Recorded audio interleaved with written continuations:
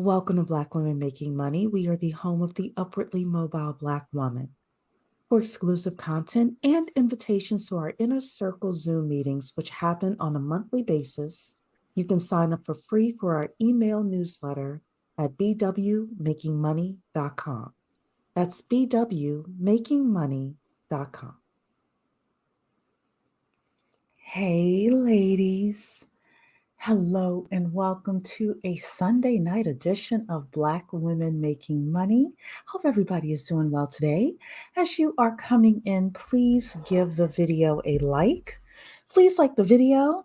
Tonight we're going to have a little money chat. However, the money chat, 2 out of the 3 stories is going to be pretty messy. So, we get to have a little fun, kiki as girls, and also talk about something serious.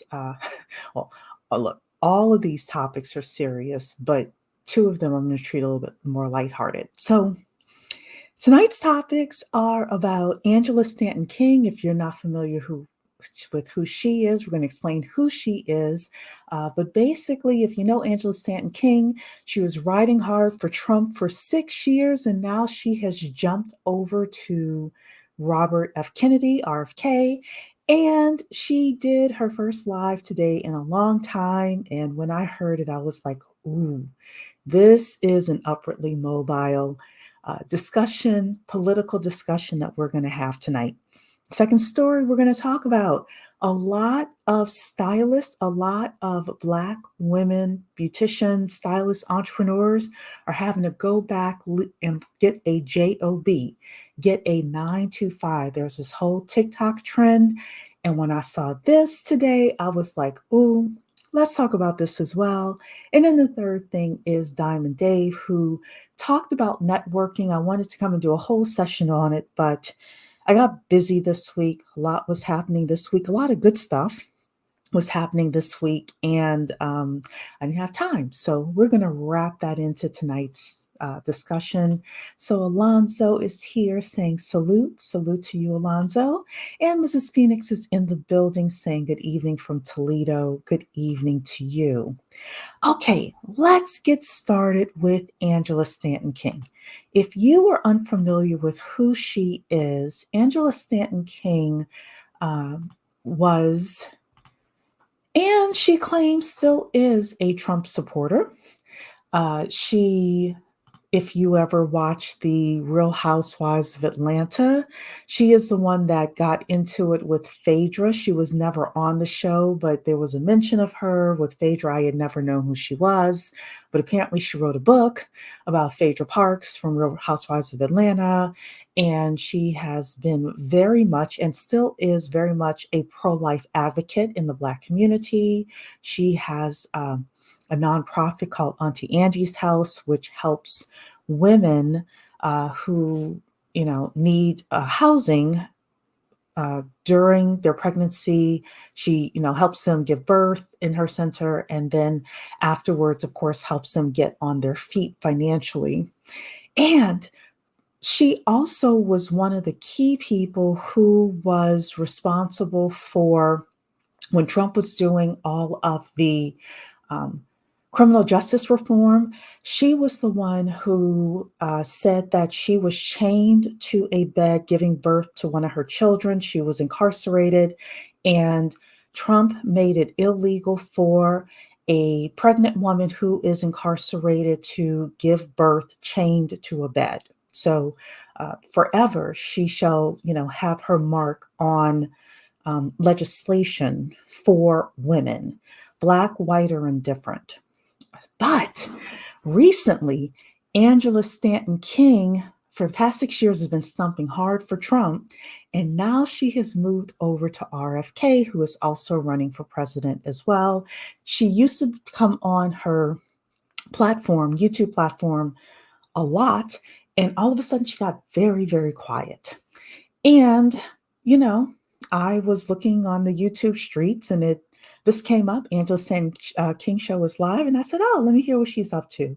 And boy, oh boy, oh boy, do we want to talk about politics tonight, especially as upwardly mobile Black women? So that's what we're going to do and play a little bit of this. We're going to have a real conversation because you all know that's what we do over here. Again, like the video, ladies, like the video as you're coming in. You all know I am Trump agnostic. If Trump wins, I'm okay with it. If Trump loses, I'm okay with it. I have no clue who I'm voting for. But I'm not afraid of Trump personally. I know that some people are deathly afraid of Trump. Some people can't stand him. Some people love him. I'm just like, you know, I'm agnostic. So Noir is in the building saying, I used to follow Angela and I'm not surprised. I suspect 99% of Black women who were right leaning will support independent or not vote at all. That is possible, Noir. Let's talk about it this evening from an upwardly mobile Black woman point of view. And thank you so much to Mrs. Phoenix for supporting the channel. I appreciate the super chat. All right, ladies, let's hear a couple of things that Angela was saying in her live today. Um, let's get started. Something, right? Y'all know it has to be something, and I feel like in all honesty, I don't think that there's really room in the Republican Party for Black Americans. And I say this, I think that, yeah, they accepted me and it was all because of my affiliation through Alveda King. I don't think if you're just a regular person, you would have that type of access.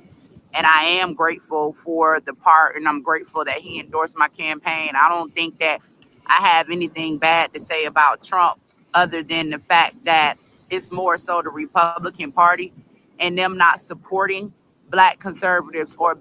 So let me say this first of all. I live in the DMV area. I lived there for 23 years, and then we ended up moving further north. One of the things that Angela said about there's no room for Black people in the Republican Party, she is right about that with regards to there being no room in the Republican establishment party. That actually is very true. I know some people who are connected in the political world, very connected. And the truth is that the Republican Party, they do not do outreach and they have no interest in doing outreach to Black America. That is very true. On the other hand, I will say this on a local level, I honestly still believe that the Republican platform is better for upwardly mobile Black women than the Democrat platform. I, Cherie, believe that. So, first question in here for you ladies is put a one in the chat if you believe that the Republicans on a local level, I'm talking about your mayors, your county executives, even your governors, put a one in the chat if you believe the Republicans are better for upwardly mobile Black women. Put a two in the chat if you believe the Democrats are better for upwardly mobile Black women on a local level. Put a three in the chat if you don't care or if you don't believe either of them. Put a one in the chat if you think that Republicans are better for upwardly mobile Black women on a local level. Put a two in the chat if you believe that Democrats are better on a local level. And put a three in the chat if you don't believe either or you don't care. Farida is saying three. So she doesn't believe or she doesn't care. I hear a lot of people saying that. I'm looking forward to seeing more of you put a comment in here, whether you believe Republicans or Democrats are better. While you all are putting your comments in, I do want to say that I personally, um, for my county, I do like the Republicans for my county. They have done things within my county with regards to having policies about migrants coming in. They are tougher on crime. Um, and because of that, and they are very good with Second Amendment. So, because of that, on a local level where I live, and I live in a rural setting, I like the Republicans. I do. Now, when we start getting into the national politics, that's where I'm a little bit more of a three. But Belinda's a three. Noir is, oops. I don't know what's happening with my StreamYard, but Noir is saying 1 or 3 can't choose. There you go. And J. Antoine is saying leaning towards 3. Okay, look, and y'all don't look. I think that one of the greatest things we can have around here are like real conversations as upwardly mobile Black women and what's best for all of us individually, based on where you live and collectively. I will say that local politics affects us greatly than national politics. So we tend to pay attention to national politics, but who your county executives are, who your mayors are, affect your lives infinitely more than who the president is. Mara saying because the rules often change not in favor of Black American women. So this is a very interesting thing that you're saying. So I would agree with you that if there is a decision to be made between majority and Black American women, then yes, we would lose. However, I think, at least on a local side, that the things that are best for white people and Asian people and people who have money, the tax donor base, people who have money, is going to be the things that are best for upwardly mobile Black women. I believe that. I believe that. So you're saying economically, fiscally, Republican, socially, and culturally Democrat, and that's fair. That's fair. I was that for a long time, and I still would vote Democrat, but now I'm starting to swing to the other side, Jay Antoinette. So we'll see what happens. You saying here you live in a very blue state with red counties here and there. Look, that um, I live in a blue state in a red county as well, and I actually like the balance. I think if I lived in a blue state and a blue county, I'd be more concerned. Um, but let's continue listening to Angela and what she has to say here. She's going to talk about this, and then she's going to talk about reparations. And what she says about reparations also, told me a lot. And I definitely want to talk with you ladies about it, especially those of you who are ADOS. But let's keep listening to what Angela is saying here. Black owned organizations, right? For the biggest part, when it comes to the Democrats, one of the reasons why it seems as if the Democrats are winning is because all of these social justice groups that we see rising up all over the country, right? Like they funded. The Democrats fund their people, whether they getting their funding from George Soros, whether they getting it from Bill Gates. They have funding available, right, to support, right, their soldiers, their grassroots organizations.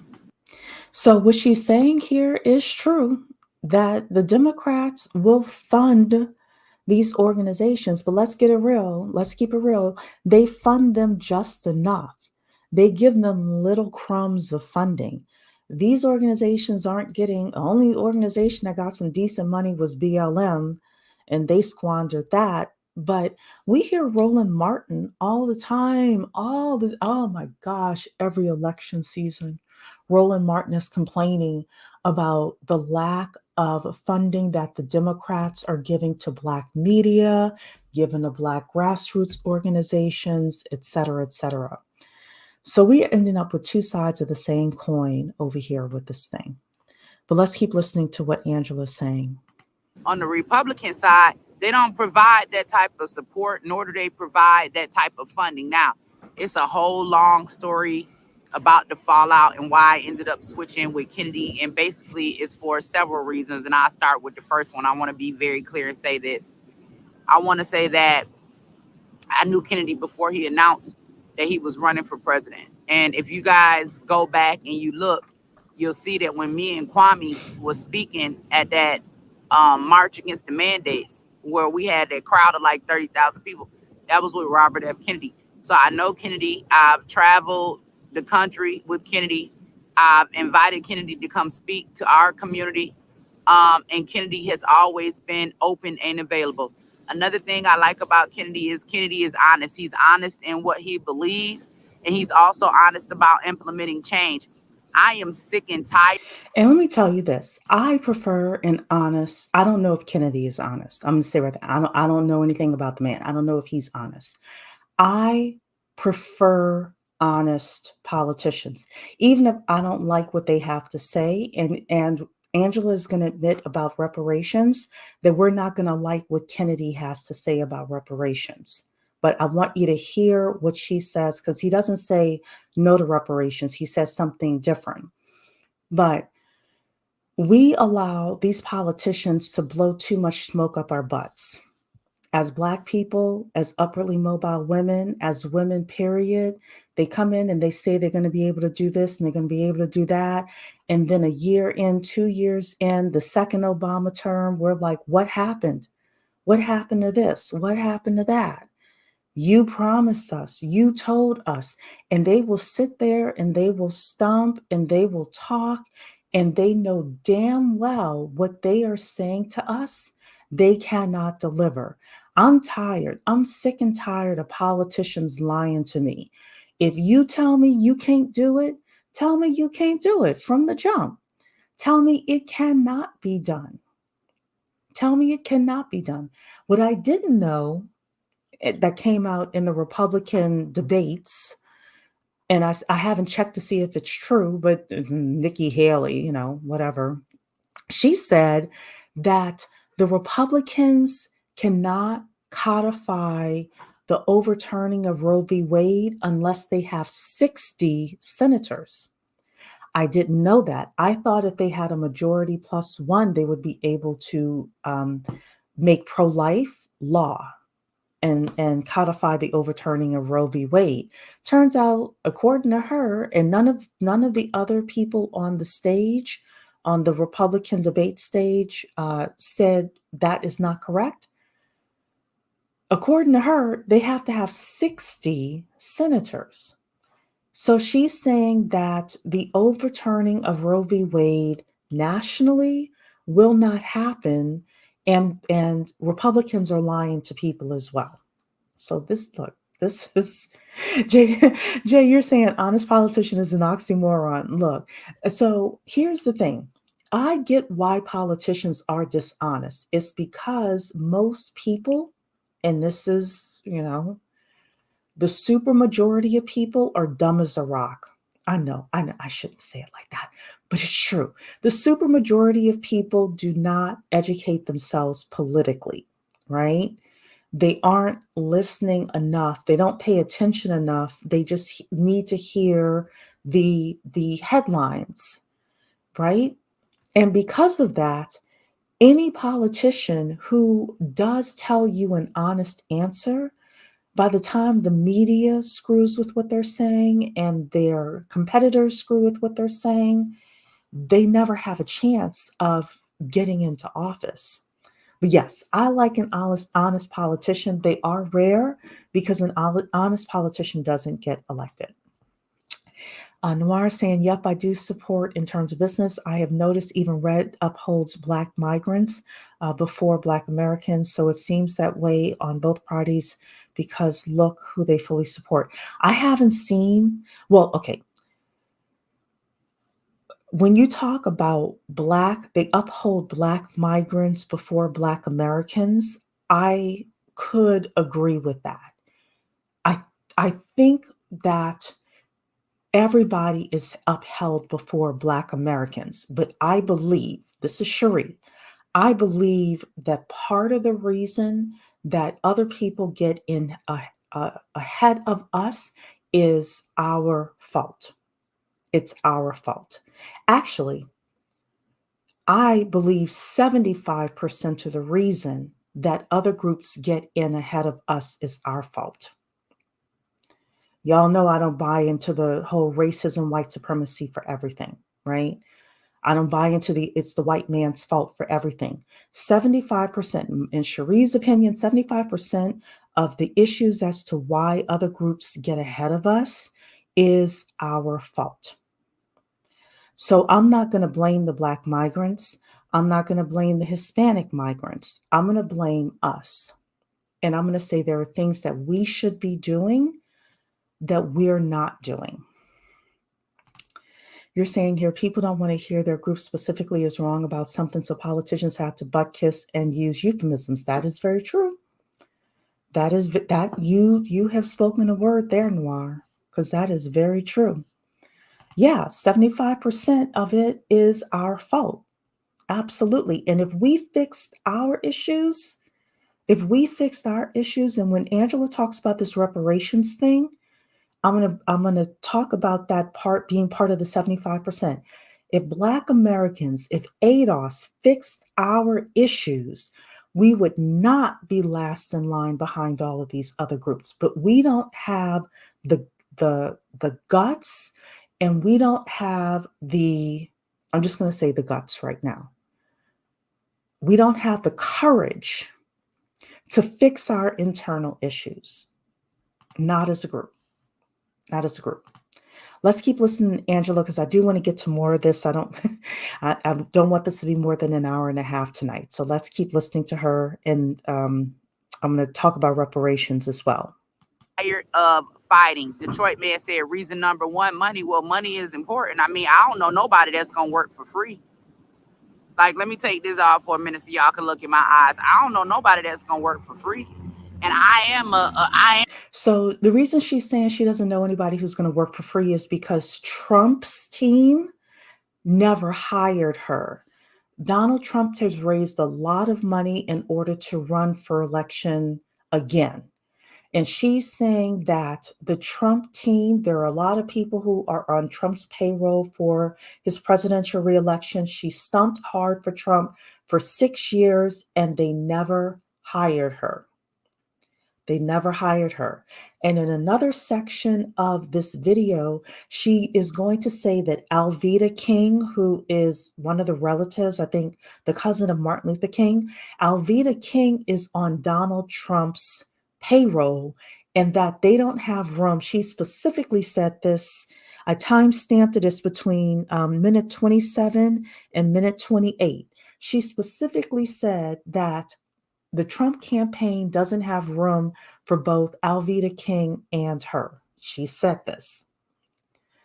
So there can only be one. Somebody mentioned Candace Owens in here. There can only be one on payroll. But let's keep listening because I want her to finish up her point here. I am a consultant, right? And I do have influence, but why should I work for free? All of the white people that work on Trump campaign, they get paid. Explain to me why people believe that I should work for free. And me being an advocate and a consultant means that I'm an advocate for my community, whether it's with Trump, whether it's with Kennedy, whether it's with the Kings, whether it's with anybody.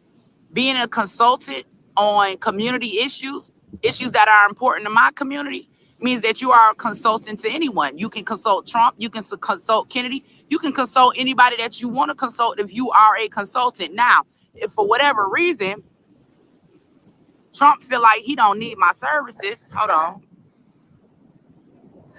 that's perfectly fine, and he may not. But if somebody else sees value in my services, wants my services, isn't willing to pay for my services, right, then why should I not accept the job?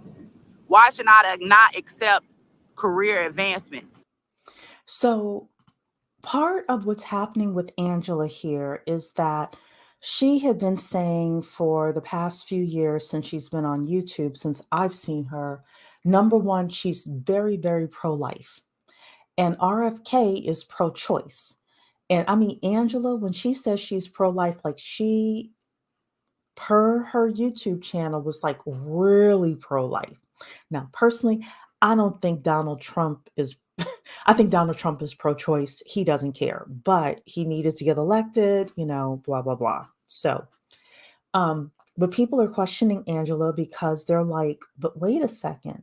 The policies that RFK is pushing is not policies that you were initially talking about. And she's basically saying right now, look, I'm going where the money is. And the money for Black people, at least for her, is in the independent lane.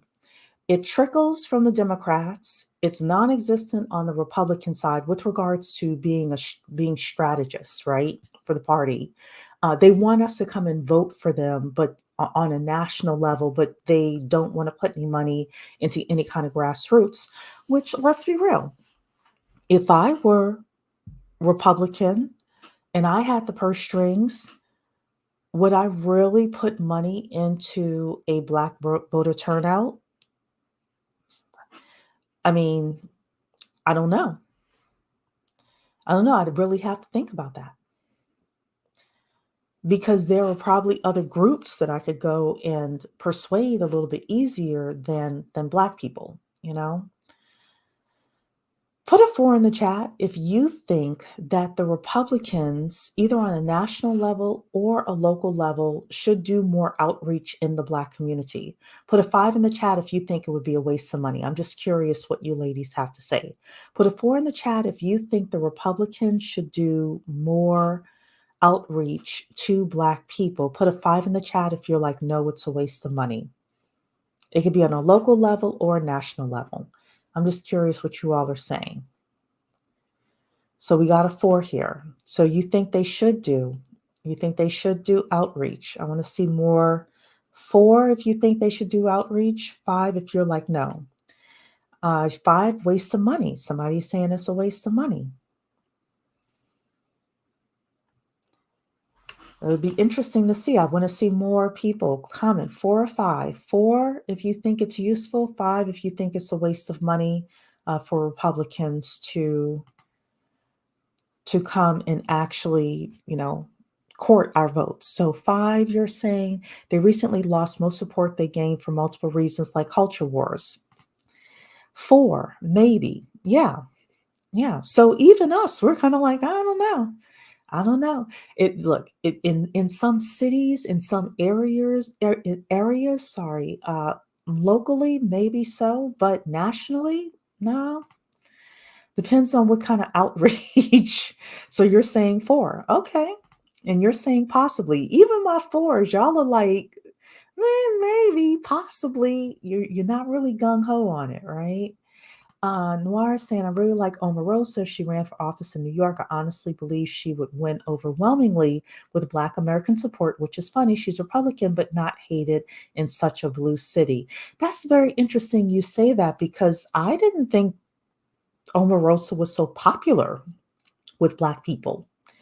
Uh, I don't mind Omarosa. I think that she is strategic. Um, she is a bit of a snake well, she's a big snake on reality TV, but I understand I can take reality TV and separate it from real life.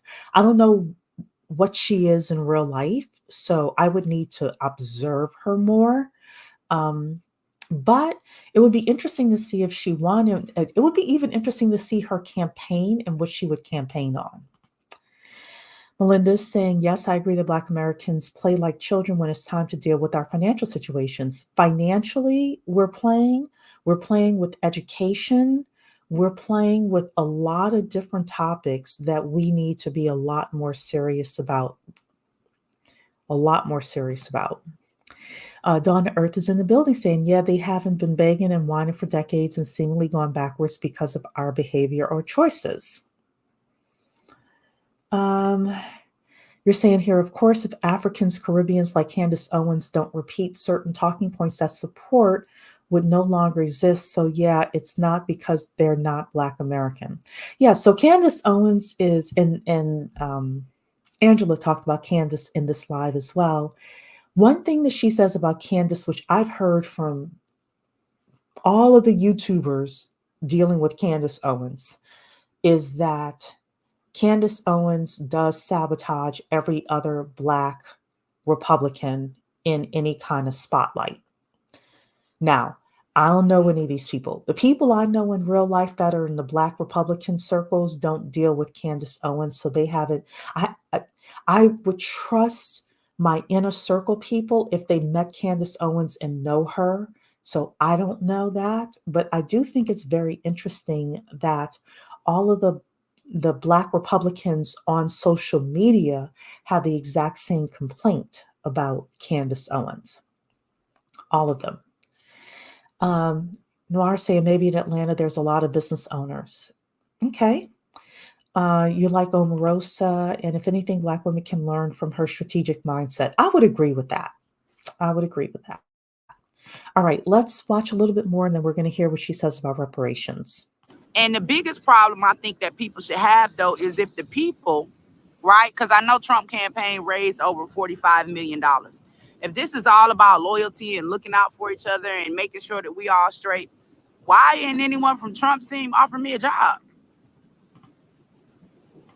Like if we looking out for each other and it's all about loyalty and it's all about like why is no one on Trump's team making sure that the people that advocate for them, okay, that they're straight? Like why do y'all expect black people to be these foot soldiers to bring in the entire black community, but yet and still we begging for support for Auntie Angie's house?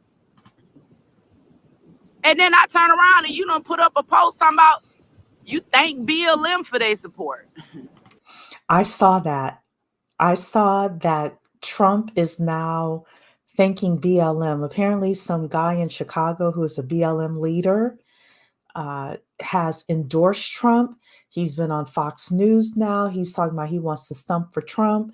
And now Trump is in cozy with BLM, even though I thought that the right and the conservatives hated BLM. I will say one thing about this whole thing. One thing about Angela, one thing about like Trump, all the Black Republicans on social media, not the ones I know in real life, but the ones on social media. I don't trust any of these people. I don't trust any of these people. So Angela Stanton King is about her money. And I understand that. Um, she has certain principles based on what she's saying on YouTube. I understand that. I'm saying, as an upwardly mobile Black woman, to all of you, and you all can let me know what you think in the chat. I don't trust any of these people. And when I go to the polls, I'm going to go to the polls with what's best for Cherie, what's best for Cherie's household, not being influenced or persuaded by any of these people, because these people are about their money. What campaign is going to hire me? And look, Democrats do it too. Don't get it twisted. I saw people from the 2012 campaign to the 2016 campaign to the 2020 campaign jump from person to person to person and change their talking points every 4 years.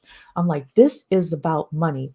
I don't trust anybody who gets a microphone and starts advocating for any of these people, because they're all paid. And as soon as the money dries up, or as soon as things don't work out their way, they're jumping ship. They're jumping ship. You're saying here the Proud Boys met with BLM years ago. They don't like the prison system, but I don't like Black women making criminal justice their priority. I hate the fact that the Black women and the Black community makes criminal justice not only our priority, but the only freaking thing we talk about. I am sick of it. I am sick of it. This is where I'm saying 75% of the reasons that we don't have any thing going for us in politics is our fault, because Trump did criminal justice reform and then he can wave it in our faces and say, I did something for Black people.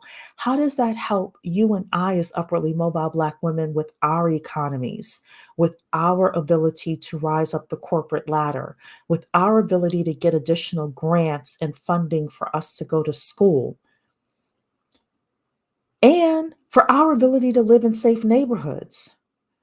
I am sick, sick, sick of Black community making criminal justice the only thing that they talk about, that we talk about. And all of these radio personalities and people are like, well, the only time people come to us and talk is when they want to talk about criminal justice. I will tell you one thing. When we start marching for something else besides criminal justice, when we see rallies in the street with as many people marching for education and maternal health care and other resources, as many people as we saw at the George Floyd and Tyree Nichols rallies, then I'll start to believe Black America. Noir, you made a very good point here, and you're absolutely correct.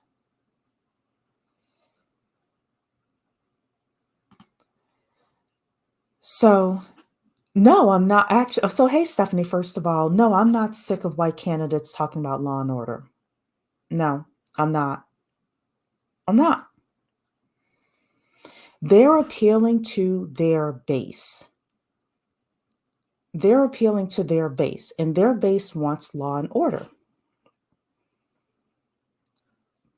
We have not done a good enough job of having enough of a collective to say these are the things that we want, except for criminal justice reform. And there are two ways that people show what they want. They show it by their political contributions, the money they're putting into campaigns, and by their presence on the streets with regards to what they're looking for. Black people in mass are not putting any money into any political campaigns. So we don't have anything there, right? When it comes to us being on the streets marching for things, the only thing we march for is criminal justice. So a lot of people feel like that's all we want. But it's good to see you, Stephanie. Your thing here is why don't the Black community, particularly Black women, treat other things more seriously? I don't have the answer for that. I wish we did. I wish we did. I think a part of it is that we don't want to rock the boat. Enough of us at a ground level don't want to rock the boat with our families, with other Black women, with Black men, etc. That's my thought. That's my thought. The whole criminal justice thing implies that Black people are all criminals. Exactly. Either that we're all criminals or that we're related to people who have criminals. That it's our sons, it's our brothers, it's our husbands, it's our fathers. Somebody that we know is a Black woman is a criminal if we're not criminals ourselves. So therefore, we've got to protect the criminals. And we need to focus on economic empowerment. Absolutely. Absolutely. So, hey, it's me. It's saying, does anyone know of any grants or scholarships for master's degrees? It depends on what you're studying. But for master's degrees, people usually get paid, have their employer pay for those. So, in addition to criminal justice, the legalization of recreational drugs, and we've had that conversation here before. I understand why it's been legalized. I think it is not a good idea for Black people, especially Black men, but Black people to partake in recreational drugs. I don't think it's a good idea. Weed slows us down. Marijuana slows us down. We are already behind the 8 ball so much that I just don't think it's a good idea for us to participate in smoking marijuana. All right. I want to go to her conversation about reparations. So let's go to 1453, because I thought that this was a very interesting discussion that she had here as well. So let's listen to this. Long history of Kennedy, right? Helping him and his family, helping the Black community. Kennedy does have an interest in reparations for our people, but he has also expressed to me that reparations, the way that they have it, is now unconstitutional due to the fact that they've done away with affirmative action and all of these other things, that race-based reparations will not pass Congress. Now, when we had that meeting and he said that, I thought a lot of Black people was going to get upset, but we wasn't upset. We wasn't upset because guess what? Tell us the truth.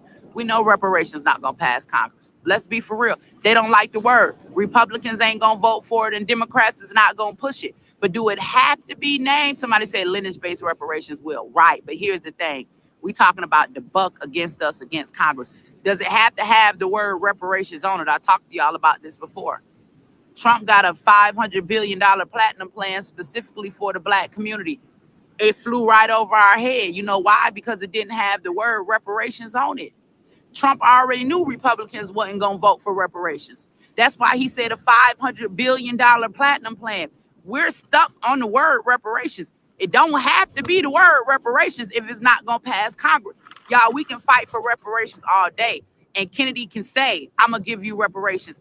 But if Congress does not pass reparations, that makes Kennedy look like a liar. All right. So I'm not going to say whether it's true what Kennedy said or not, whether, it's unconstitutional. I don't know that. I don't know enough about that. But the rest of what she said about the fact that the Republicans will not pass a bill that says reparations for Black people, I absolutely agree with her. That the Democrats will not pass a bill that says reparations for Black people, I absolutely agree with that. They will not do it. We did have a chance to get, if Trump would have actually, if it would have been funded and Trump would have actually put it through, $500 billion, but it has to have another name. I have known this for years. I have said it for years. And I was told that I was a coon. I was told that maybe I don't have, the lineage to get the money and therefore something was wrong with me. Listen, as upwardly mobile Black women, let's be real.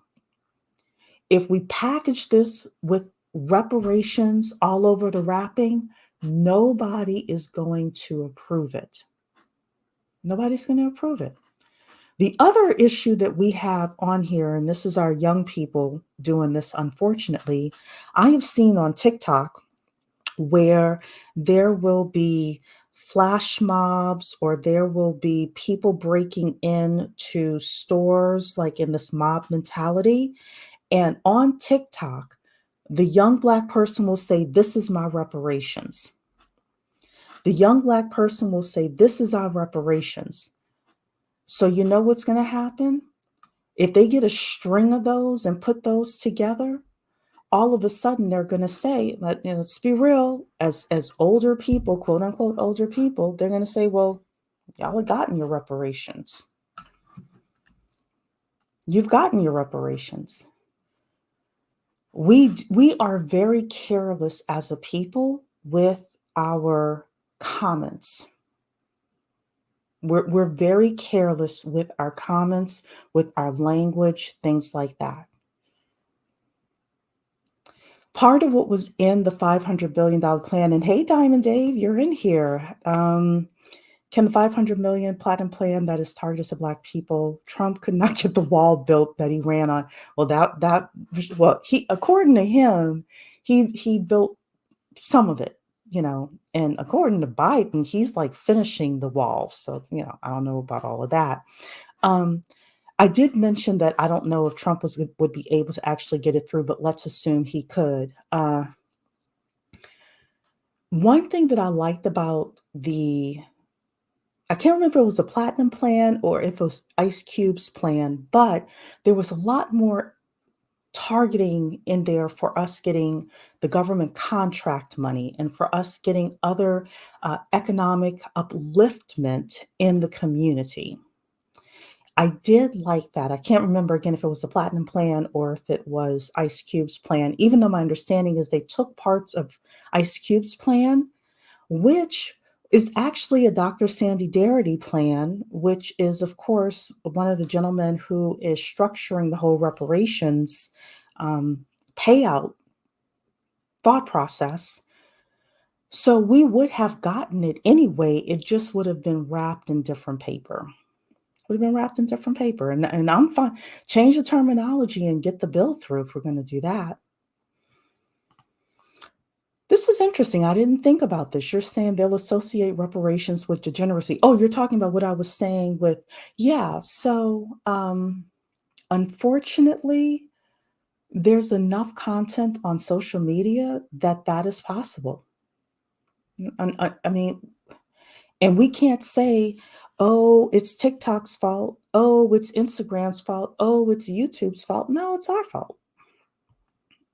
It's our fault. You have to be honest about that. Black people really don't take themselves seriously, yet want other people to take them seriously. It's just insane, which is why when I come on here and I talk with you ladies, I always talk from the point of view of you as an individual. Or from a Diamond Days point of view, you as a smaller subsection, a smaller group of a larger group, because it's not going to be, unfortunately, the entire Black community. It's not. So that's the first thing I want to show you is Angela Stanton King. We are behind in our conversation tonight, but that's okay. The second thing I want to talk about actually is I want to talk about the hairstylists, ladies. Have you heard that a lot of beauty entrepreneurs are going back to get 9 to 5 jobs? Let me know if you're somebody who goes and gets your hair done often. I used to. My coins are getting back together and we're going to be going back to the salon. Um, but I saw this and I thought this was interesting. So Dawn Earth is saying everybody can't go. Yeah, you said, look, everybody can't. Unfortunately, and when I talk about Diamond Dave stuff, which is going to be later on, after we get through talking about the hairstylists, um, we're going to talk about networking and the points he was making, and just some things that I want to add into it. So yeah, everybody can't go. You're saying, I like this approach that you're doing by speaking to us as individuals. It's a lot less stress than feeling like you have to carry everyone on you. Well, thank you. I don't know if you've been in our little space here, but that's what I do. I was a very rah-rah black community person, and I realized about 5, 6 years ago that I needed to transform into a smaller subsect of the Black community. And now I'm like, individually, these are the things that we're going to have to do ourselves, and maybe our family, our immediate family. And if your entire family can't do it, then a subsection of your family, or it may just be you, in order for you to make it. Things in this country are changing. They are changing very rapidly. Diversity, equity, inclusion is about to be cut out. Affirmative action is gone. AI is coming. I've been doing a lot of research on artificial intelligence. Um, a lot of Black people are about to lose their jobs. We're about to lose blue collar jobs, and we're about to lose white collar jobs in these offices unless we get it together.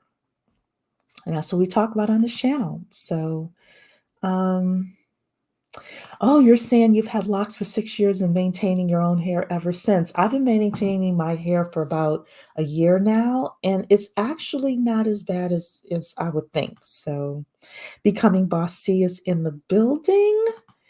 You're saying here, I've been seeing and hearing the shenanigans hairstylists have been up to. Well, let's dive into the hairstylist conversation, ladies. Let's hear what has been going on in the salon.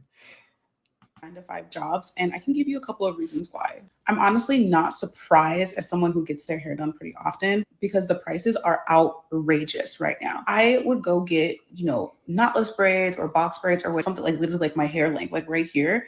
And they be charging like $200, trying to charge $250. They're not washing your hair. They're not blow drying your hair. They're not doing the work. They're not doing the service. They're trying to get us to pay for their lifestyle, like the lifestyle that they want to live. So they're charging these prices. I'm like, y'all are not doing celebrity clients. Most of your clients, if not all of your clients, are regular people who work regular jobs. I don't understand how you're adding $10 for this, $20 for this, $30 for this, like adding for these additional charges. If you're late by 5 minutes, oh, it's an extra $30 charge. Or if you go on someone. Is that true? They're charging people for being late, for being 5 minutes late? My I mean, look, my stylist gave me a 15-minute grace period, but like I was always like on time with my stylist. In fact, I would hate when my stylist was late. Um, but are they doing that? Now, I'm a fan of whatever you're gonna charge, like just make it one lump sum, one lump fee for me. Um, You're asking, isn't there some type of legislation trying to ban relaxers? I have heard that. I think that a lot of, at least younger women, are not using relaxers anymore. But I did hear that there was some legislation that was, they were thinking about doing that. My issue with that is we're about 60, 70 years too late with that. But yes, I did hear that. Y'all are saying you lose your deposit. So I heard in this that people are charging you deposits to actually book your appointments. How much are people paying for deposits to get into the salon? They're saying $10. Y'all tell me how much people are paying. Let's keep listening to this. Ones like booking website, lists of notes of requirements of what you can and can't do, what they won't do. They don't even. So I will say one thing as a business owner, I can understand stylists having, some requirements on their site. I'd be interested to know like what list of requirements, what things are too much. But I definitely understand like, hey, these are the rules if you want to come in and do business with me. I definitely get that. You're saying here, one time I made my stylist start an hour late, but I gave him $20 to make up for it. He said I didn't have to, but I just wanted to show him respect. Oh, good. Deposit is 15 to 20% of the total price. Wow. And I heard that sometimes they would take your deposit and not even show up. Now, to me, that is plain wrong. I would never go to a stylist like that. Again, if I gave them a 20% deposit and they didn't show up for my appointment or they were super late, I actually left a stylist because she was always an hour and a half late on my appointments. I'm like, no.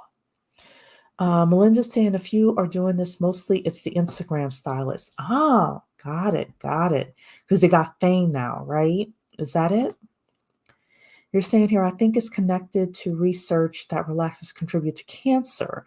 No surprise here, but banning relaxers would put a lot of beauticians out of business and cause a meltdown amongst many a Black woman. I don't know. Like I hear from my stylist that there are some of the older, quote unquote, older baby boomer Black women who use relaxers, but a lot of younger women don't.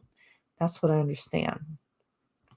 You dispute the charge. That makes sense. That makes sense. So let's see a little bit more here because I want you to see how the stylist responds to her. And shout out to this woman, Destiny Ute. This is her YouTube channel. I watch her a lot of her videos, not everything, but a lot of her videos are good. They kind of tell me what's happening on TikTok, which I don't even have a TikTok account. I deleted that thing off my telephone. Like to offer you water when you go into these people's homes. A lot of these people aren't even licensed to do these things, and they're trying to charge like they got licensed prices. When did silk presses get to become like $200? Be so for real. Once COVID started hit, like the inflation started to hit, like I understand that you have to raise your prices accordingly, but like going from $80 from a silk press to $200 for a silk press is insane to me. And people cannot pay for that stuff. Like we have other things to pay for. That's why people are learning to do beauty care themselves, learn how to do nail services themselves, or learning how to do their own hair themselves because it's not worth it. Like if I can do it myself. And a lot of us learned those things, especially in COVID. We were indoors. We were like, we got time. We don't have anywhere to go. We can play around. We can mess up our hair, mess up our nails, and we'll just do it again next week. So I totally get that. So I'm not about to pay for it. I think the beauty industry is lacking customer service and they're lacking professionalism. Understand that you got to raise prices to go with inflation, but you need to price accordingly because nobody's going to go to you. We're going to go to other people or learn how to do it ourselves. I literally just seen two black women. Oh, so you all have to watch this. So this is the beautician's response. This is the stylist's response. You all have got to watch this. People or learn how to do it ourselves. I literally just seen two black women on here happy as hell that entrepreneurs, small entrepreneurs, black entrepreneurs have to return back to the workplace. They're reaching in their for excuses as to why this happened. Oh, it's because you guys don't provide a luxury experience. Oh, it's because you guys offer all these luxury services. Y'all don't even wash hair. Shut the up. Y'all are haters. Because the only people that I see on my newsfeed that of people that are returning back to jobs and 9 to 5s are black entrepreneurs, and you're happy that they're failing are really pathetic. And the only reason that these entrepreneurs are going back to the workplace is because the economy is trash. And the less money you make means the less money entrepreneurs make. That's the only reason. Okay? So you all those other reasons, you can write them down on a piece of paper, fold it up tightly, and put it up your ass. Have a good day. Or Damn. I would never go to her. Hey, Erica, good to see you. I would never go to her. Even look at the woman Destiny on the right-hand side. Look at her eyes. She's like, she said, what? You lack of look. Oh my gosh. Even if you feel that way, why would you put that on the internet for your potential good clients that do have the money to come in and service you would see? Why would you have an attitude about Black women entrepreneurs and Black women being affected by the economy, and therefore they don't have the money maybe to come in as often? Okay, then we scale back, then we do more lead generation. We work with the people who do have the money. Again, there are Black women in this economy who will continuously go to get their hair done. They've got really good jobs. They work in a professional environment. Their hair has to be done a certain way. But now they're looking in the economy and they're like, I don't have to take trash service. I don't have to take trash service. Hey, Beulah, good to see you. And this is what I hear is the horror stories from professional Black women talking about trash service that they're getting. You're saying here these stylists are just rude as some of their clients. I agree. I do not go to any rude stylist, and I don't go to any stylist that has a whole bunch of rude clients. Farida saying she's vulgar. She is vulgar. And this is why she's got to get a job. And here's the problem. Would people really hire her for a job? So then she may get a job, but it may not be, a job at the same level as if she were a stylist who is actually able to, you know, um, run a successful business. So you're saying here, I can't wear loose braids and hairstyles anymore because I developed traction alopecia. I'm sorry to hear that. I just simply wear textured wigs now. It's very freeing. I wear wigs. I do. Um, I wear wigs, I wear weaves, I wear a little bit of everything. But right now, it's my wig time. So, and I change my style like every 6 months. So Roxanne, even as a man, I live over an hour south of Atlanta. I'm bald. Barbers want to charge $20 just to shape up my beard. Yeah, look, the barbers are charging too. Yes, they are. So You're saying here, Melinda, I work as an esthetician part-time. Oh, but I still have a 9 to 5. I have been working as an esthetician for 15 years, never had an issue with clients, and business isn't slow at all. Business is not slow for people who know how to successfully run their businesses. Absolutely. You may lose a client, but you'll get another one. People will share, people will talk.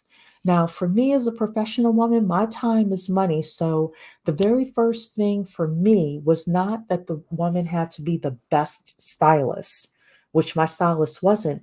It was that she had to be on time. My stylist did not double book. I never had to wait more than 15 minutes for my stylist to finish up her last appointment before she got to me. And because of that, I paid my stylist what she wanted. Now, she didn't charge $200 for a silk press, but she charged, what she was worth, and I paid it because my time is money. I don't want to be sitting there waiting for somebody to get to me. The other thing is, I don't do rap music in a salon. My stylist did not have rap music in her salon. She had R&B. Sometimes she would listen to business things on YouTube, etc. I was fine with that. But those are like my two non-negotiables is, be, having a time issue, number one, and rap music, number two. Um, and probably number three, like you all are saying, explicit vocabulary and her tone. Yeah. No way. Um, you're asking if I would say that if AI is a trade. Uh, I think learning about AI is a skill. I think prompt engineering is a skill. I don't know if I would call it a trade. Because when I think trade, I usually think blue collar, but I could be wrong. But I will definitely say that AI is a skill. Definitely. Um, Beulah's saying my clients become my family. Yeah, for me too. And I take care of my family. Becoming Bossy is saying Black women and even most Black men want to pay for high quality beauty services. We tolerate a lot, and it takes a lot for us to dismiss a stylist. This is true. This is true. So, someone commented on my channel that clearly entrepreneurship is not for a lot of Black women, or at least if you don't want to work with others, a career to work independently, to be antisocial in peace. I would agree with that. I would agree with that. You're saying here it's not a trade, but can be learned as a course. I think it can be learned as a skill. I wouldn't say it's a trade. Yeah. All right. Let's watch then. Let's watch Diamond Dave because we're going to do this last thing and we're going to get out of here. So Diamond Dave did a really excellent video on the skill of networking. And just make sure it's still showing here. Yes, perfect. Okay, Diamond Dave did a really good session on networking. And you all know we have been talking about networking for the past year since I've been here, really working and talking with you ladies. And everybody, as you're coming in, please thumbs up the video as well. Please don't forget to thumbs up the video. So, in the beginning of the video, Dave mentions the fact that he went to a certain course or something like that. And during the course, the teacher took a liking to him, and the teacher introduced him to her, I don't know, family member, something like that. And some sort of way, Dave was able to get an interview. The interviewer liked him. He got the job, and they only asked for his resume as a formality with HR just so that they could have it on file. We know that 70%, 70, oh, Dave is still here. It was a tech program. Thanks, Dave. So we know that 70%, 70% of jobs are never publicized anywhere. It's not what you know, it's not who you know, it's who knows you, who likes you, who trusts you, and who's willing to vouch for you. Even Erica is talking about that with regards to entrepreneurship and her real estate business these days, if you've been listening to Erica's channel. With the rise of artificial intelligence, and we've had this conversation on this channel, ladies, with the rise of artificial intelligence and with the rise of um, affirmative action going away, things like that, it is going to be imperative for us as upwardly mobile Black women to know the right people. I told you all for Christmas, my mother got me the gift of a membership to our local Chamber of Commerce. I intend to go to every coffee networking event, every happy hour networking event, and I intend to join a committee and go and participate in the committee and just have people in the community know who I am. Why am I doing that? Not only because I'm a mortgage loan officer and I want business, but I also know if anything ever happens and I need help, I need assistance, I need a job, I'm going to need a group of people who know me and know who I am. I have a strong network in the Metro DC area. Now I want to build a network closer to home, closer to where I live now. I want us to listen to about 4 minutes of what Dave says in towards the end of his live. And again, I suggest all of you ladies go and listen to the whole thing. But I want to share a couple of things with you based on his commentary, um, just adding adding little things to what Dave is saying in here. So let's listen to this. It's not how the system works. It's not how the system has ever worked. We showed you, and I did videos for the people that actually go through the playlist about how there were men who had relationships with the King of England. And because of that relationship with the King of England, he allowed them to get Charleston. And it was a dude that owned 14,000 acres in Charleston area, right? Because of his relationship with the King of England. He didn't get that because he might have been the best qualified person. He got that through a relationship. That was his network. How many of us have ever heard or been a part of a work environment or things like that, and we say, that person isn't here because they're the most qualified. They're here because they knew the boss. They're here because they knew the boss's son. They're here because their aunt works in payroll and she asked the boss to interview them. We know that in order for us to continue to be successful, in order for us to continue to be upwardly mobile, we need to network strategically. I've been reading recently about the Asian Americans and how they are now concerned, and I don't want anybody in my chat, before I say this, I don't want anybody in my chat to talk negatively about the Asian Americans as people.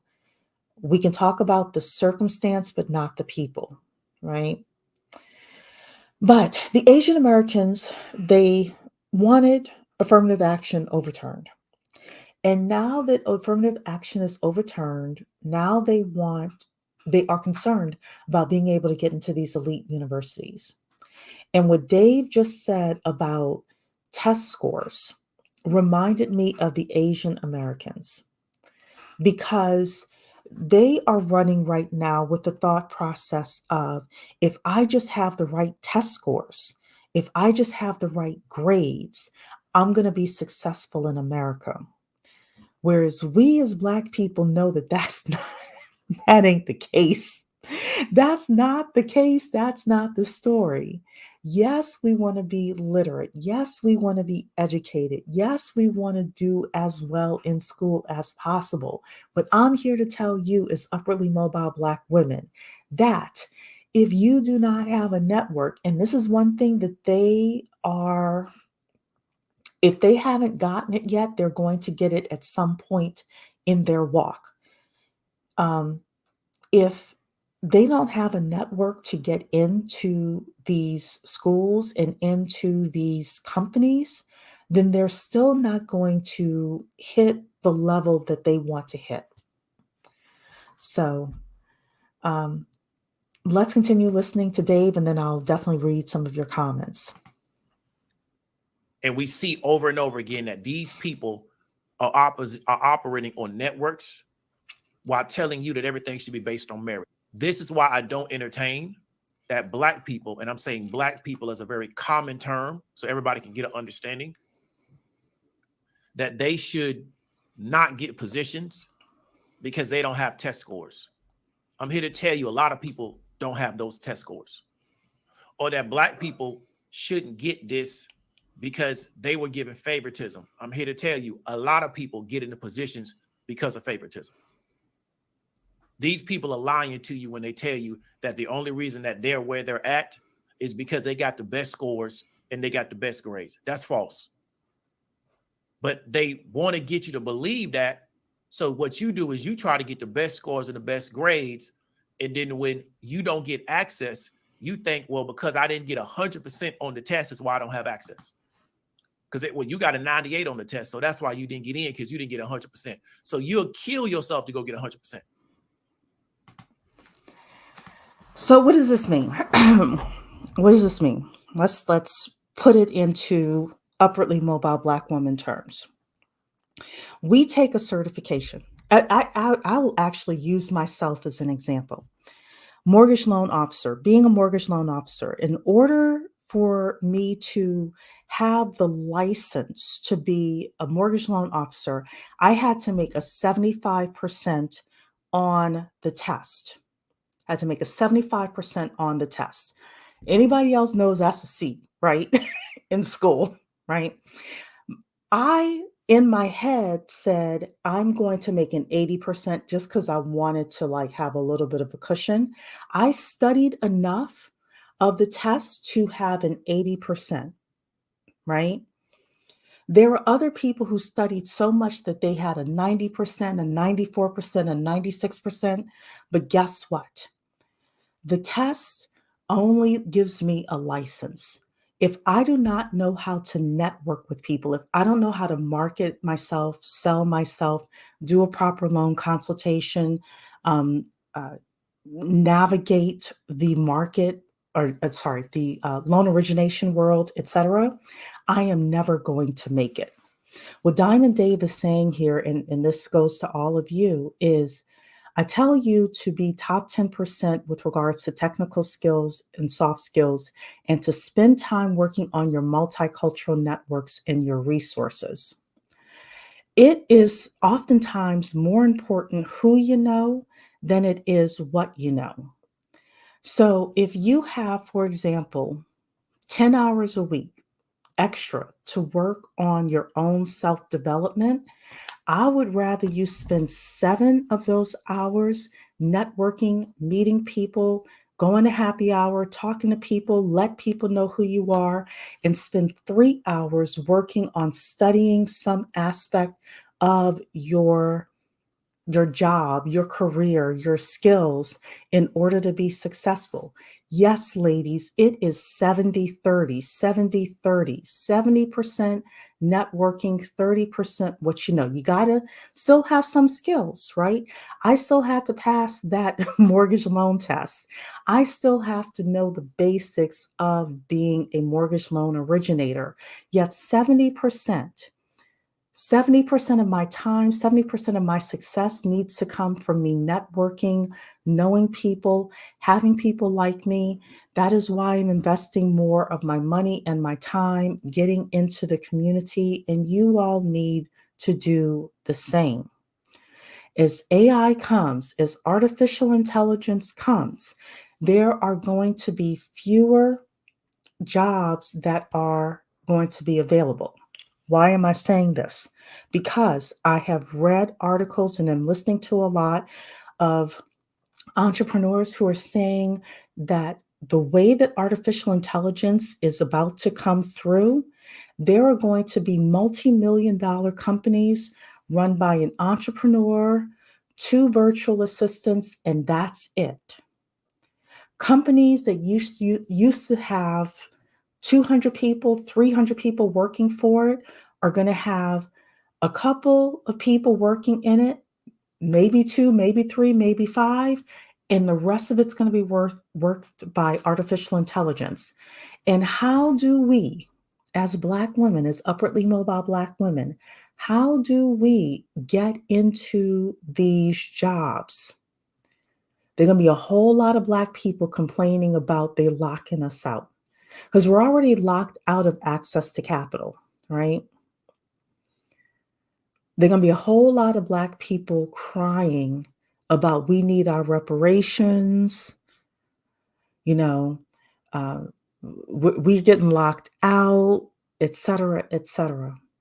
I'm here to tell you now it is because you did not spend the time networking, getting to know people, and making sure that they know you. Making sure that they know you.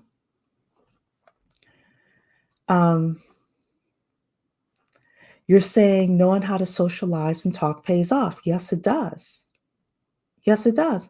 And looking cute pays off as well. Yes, you want to look the part. Absolutely. These older men want something to look at in the office as long as it's not a Me Too thing. But yeah, they do. They do. They just want you to look presentable. Let's keep listening to Dave. Right.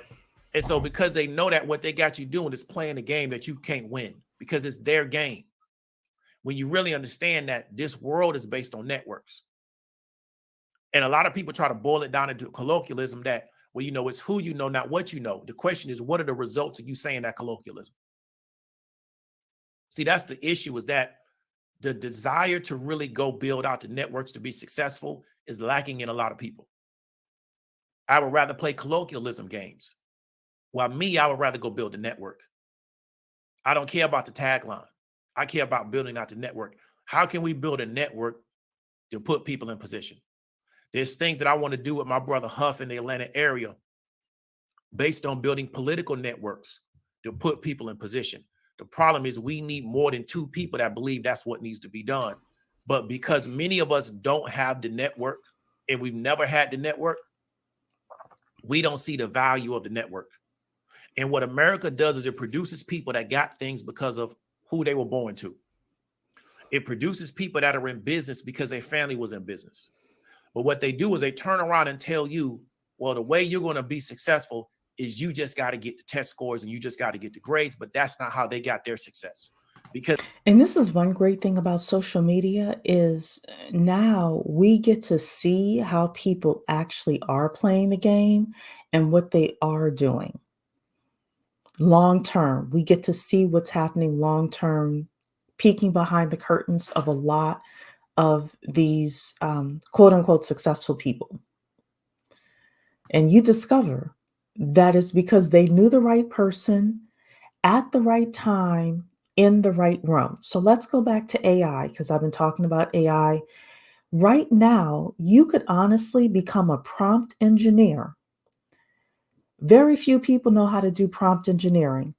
All you have to do is go to meetup rooms, talk to people, let them know that you've gotten. I went and looked on Coursera at the prompt engineer course that Vanderbilt is hosting that True Mystique took.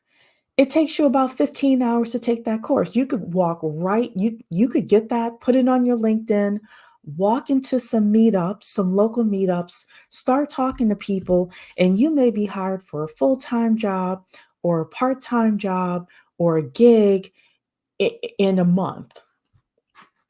A lot of people, 2024 is going to be the year of AI deployment, ladies. And it is not because they're so much better than you. It is because they just so happen to know the right people. So we're going to have to get off our butts, put our lipstick on, put our wigs on, put on some cute clothes, and have it in our schedule that once a month I am going to network someplace. I'd prefer you to do it once a week, but if you have kids and all of that, at least once a month and not online. I believe that the best networking that you're going to do is going to be face to face. Thank you so much for Diamond Dave for the $10 super chat saying, I went to elementary, middle, and 2 years of high school with upper middle class Anglos. I learned very early they are not special. They promote each other as a survival skill. Of course they do. Nobody can make it in this world alone.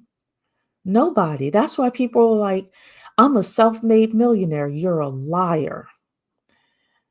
They will put on the cover of Fortune magazine that Kylie Jenner is a self-made billionaire. I said, you're lying from the pits of I don't know what. Kylie Jenner, nobody is a self-made upper middle class, parts of middle class even, but upper middle class and millionaire, nobody. No, but I don't know why people, well, I do know why people would lie to us. They're lying. They're lying because the first thing that they do when they get up or they get an award or anything like that, what's the first thing they want to do? They thank their spouse, they thank their kids, they thank their team at the office. Nobody is a self-made millionaire, billionaire, etc. But they're lying to us so we don't do the things that we need to do to be in position. And this is why I really like Diamond Dave's content. He is also right. He mentioned as well that in when it comes to a political space, you can't just have two people going in and say we want something. This is why when I was talking about criminal justice before, and the fact that we've got to have people rallying in the streets. When I say rallying, I mean, of course, peaceful protests for other things besides criminal justice, for us to be taken seriously as a people when it comes to an issue besides criminal justice. If the only thing people ever see us marching for is criminal justice, then that's all they think we're going to want. This is the same thing. Oh, thanks, Diamond Dave, for another super chat. Worked with a guy whose father was a doctor, and he told me outright that that was how he was getting into UF medical school. Game of chess, not checkers. Exactly. Diamond Dave. This is why I say to the ladies on this channel that who the father of their children is the most important financial decision they will ever make. Ladies, you all know I've said this since I've been on here. The father of your children is the most important financial decision that you will ever make. Diamond Dave is saying it here. This young man was able to get into medical school because of his daddy. Because of his daddy. Right?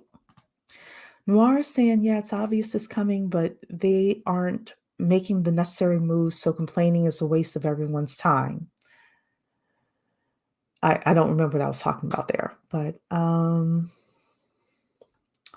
let's see here.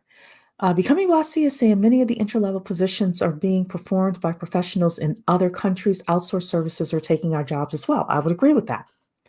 Absolutely agree with that. So here's the thing, and we had this conversation when we talked about the migrants. Black Americans will never win against the migrants. You won't win. So now you have, for the entry-level jobs, you're going against the migrants. For the professional jobs, people feel like they can get the professionals' jobs done cheaper in India or the Philippines or someplace like that. There has to be some reason why they would hire you here in the United States. One of the big things that's happening is that in other countries, at least, a lot of young people get their first jobs in the family business. We, as upwardly mobile Black women, I think that one of the things that we need to do within our families is start family businesses We name them with like real LLC names, you know. We have our young people come and work in those jobs doing entry level work. They're able to put that information on their LinkedIn because I read that there are a lot of entry level positions in the United States that will not hire young people with no experience. Why are we not giving that experience to our young people? It is because we do not know how to play the game. So let's take a real estate investment company because I work with a lot of investors. I have been suggesting to Black people create a real estate investment company. Let your children work in that company. You can pay them $12,500 a year, I think it is, tax free to you and tax free to them, right? So you pay them in the company instead of giving them allowance, and they could do things like online research. They can do the social media for the company.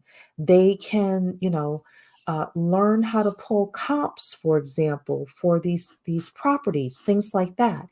And you're giving them an edge so that when they do go and network in the world and people ask, well, what kind of experience do you have? They can say, oh, I work for XYZ company. And look, the people may not even know that that was the family business. Well, we have to play chess. We have to learn how to play chess, ladies.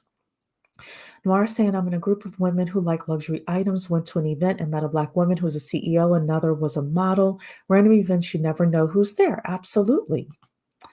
Dawn Earth is saying, ooh, Lord, leave the house. LOL. Being remote for 9 years has made me more of an introvert. I'm just suggesting to you, Dawn to Earth, if you do not have a network and something happens with that job, then it may be harder for you to bounce back, especially as you are getting older, quote unquote, older. Anybody over 40 these days, anybody over 35 is the sweet spot for landing a job because you have typically 15 years of experience, but you're not too quote unquote old. If you're 40, 50 years old and you end up in the job market, and that could happen to anybody, that could happen to me. So we're networking for offensive reasons, meaning that, just in case I am offered something and I do decide I want a monkey branch, but we're also networking for defensive reasons as well, in case something happens, somebody talks crazy at the office, etc.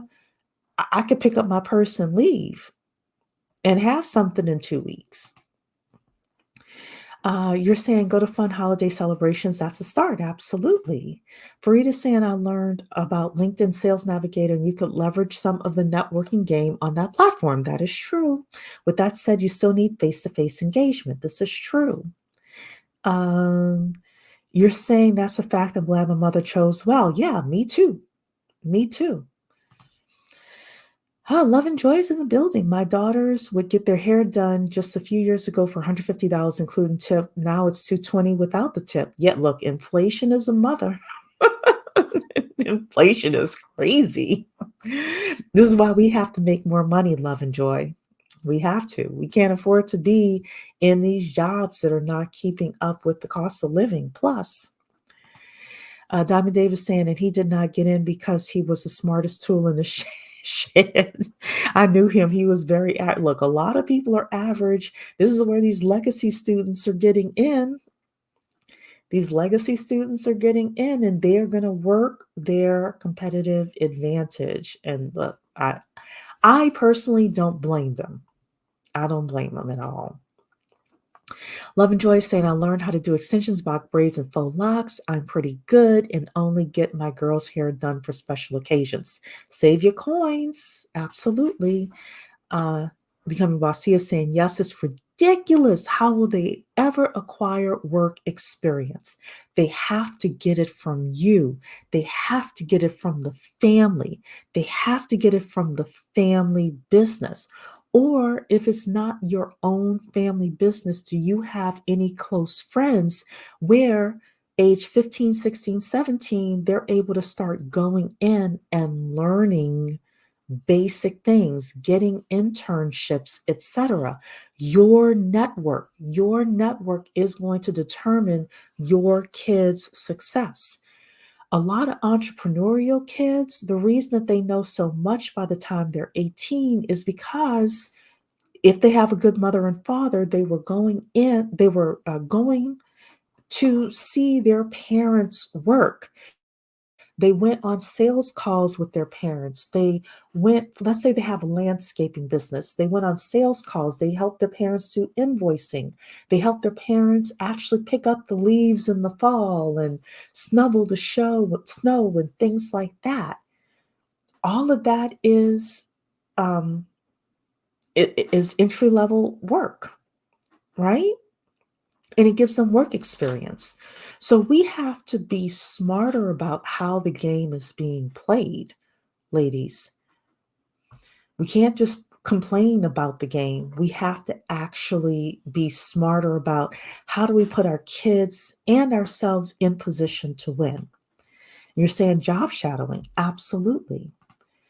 Uh, in a saying, I used to 90 Day Fiance. There was a family that was in real estate. The father owned it and he only has his children under him. And most of the kids have criminal records. Yeah, look, in the family business, we don't care about criminal records. I have seen people actually tell me, Cherie, I need some money because we are going to start a family business where we're going to hire one of our family members who's coming out of jail, and we're going to put him in this truck and he's going to get his CDL and we're going to put him on the road. The guy would not have been able to get a job any other way except through the family business. So, so many reasons why family businesses are going to start coming back in style. And I just hope that Black people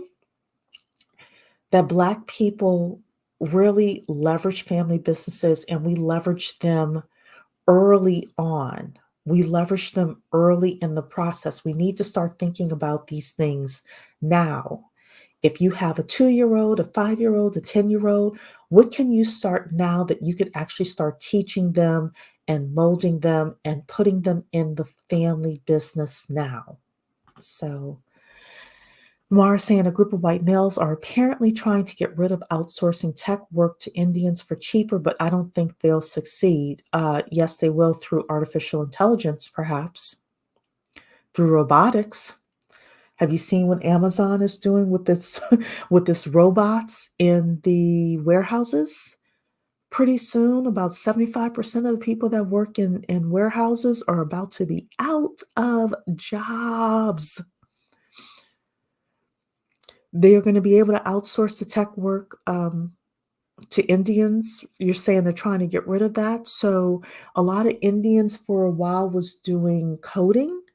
Now, ChatGPT, you can tell it what you want it to code, and it will create the code for you. So yeah, I think that they'll be able to do it, Noir, based on what I'm reading. You're saying here they are just lying at this point, adding jobs that never existed for experience. That's where the experience is mostly from, and the 5% that has parents helping them. So here's the thing. I'm okay with us playing the game. Obviously, the LLC needs to be legitimate. Make the LLC legitimate. Make it a real job for your child, but play the game. On this channel, as Upwardly Mobile Black Women, we play the game.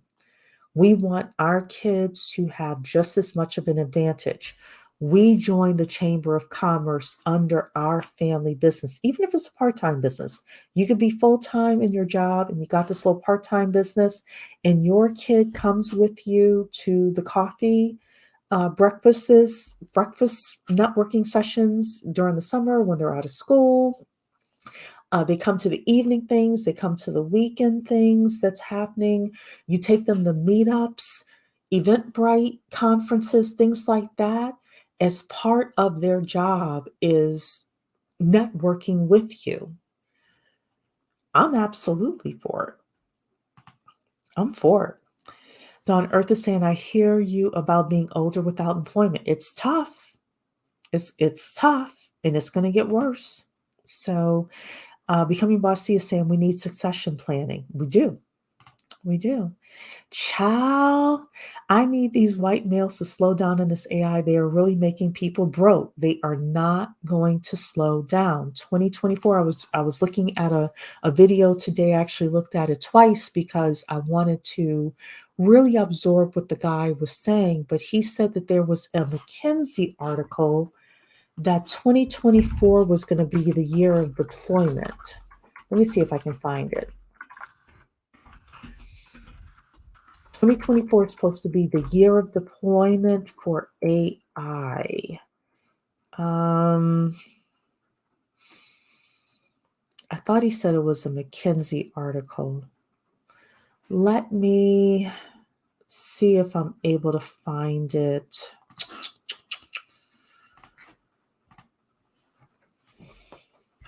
I might have to go into my history because it's not showing up in.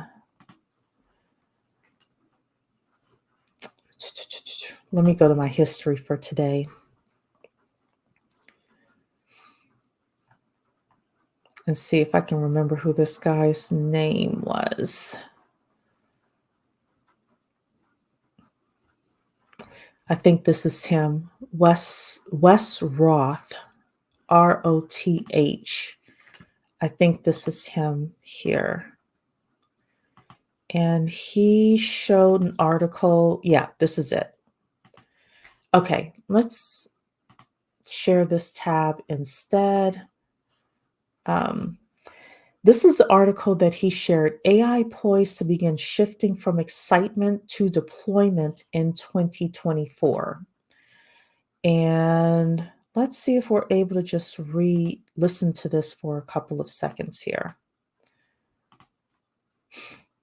And so far, it seems that they've been doing it very accurately. We've covered a few of their reports that they've published throughout 2023. And whenever I kind of go back to those videos, it dawns on me, yeah, they really knew kind of where the puck was heading. They knew exactly what direction to skate in. They're ahead of the curve on their understanding of where the money's going to go. And just recently, they published this article saying AI poised to begin shifting from excitement to deployment in 2024. And we're really, really beginning to see this now. 2023, a lot of it was kind of like the hype, the excitement. Here's what it could do. Here's what it might do. Here's a little demo. But now, very rapidly, we're going to be shifting into seeing real projects, real money, real use cases begin to emerge. A few months ago, I did a video about why you should be building your own autonomous AI agents. I described a situation where you wake up in the morning and you wake up to your autonomous AI agent that has been generating money and taking care of customer service and building these custom solutions for people and basically running the entirety of your business. In this video, I'll show you examples of autonomous AI agents being used for business. I'll show you examples of six-figure businesses being built, businesses that bring in 200,000,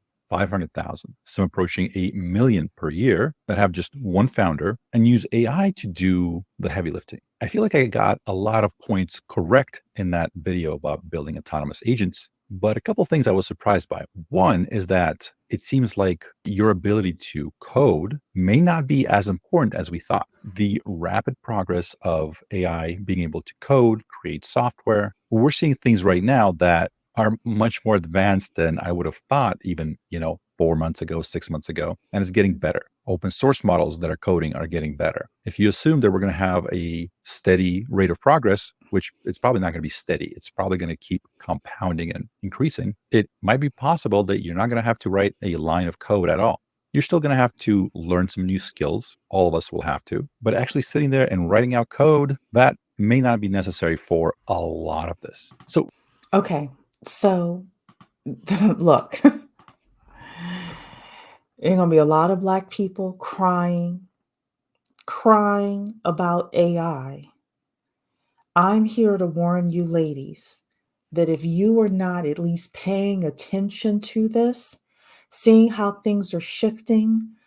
Erica did a session a couple of months ago, I think it was, about copy and paste jobs are about to be over.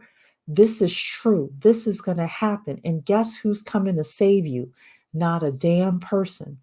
As Angela Stanton King let you know when we first when we first opened up this live, the Democrats only going to say enough to get you to the polls. The Republicans aren't even looking for you.